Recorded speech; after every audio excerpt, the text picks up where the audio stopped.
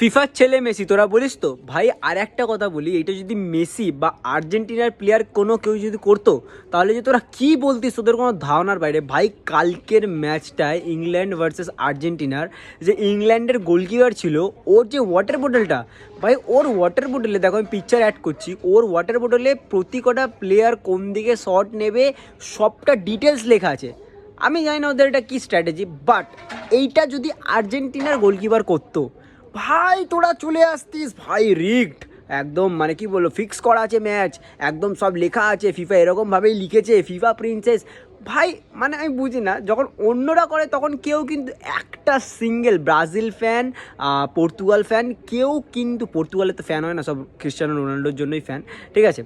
তো মানে ওরা একদম পুরো ওপরে চলে আসতো যে হ্যাঁ আর্জেন্টিনা কী করেছে কী, কিন্তু ইংল্যান্ড যেই জিনিসটা করেছে এটা কিন্তু কেউ বলতে আসবে না, কারণ জাস্ট বিকজ আর্জেন্টিনা না তো এটাই হচ্ছে আসল কথা। ভাই আর্জেন্টিনাকে দেখে না তোদের ফাটে, একটা টিম যে কোনোদিন ফাইনালি খেলতে পারলো না ফিফা ওয়ার্ল্ড কাপ, ফাইনাল তো অনেক দূরে বলে দিলাম, ঠিক আছে।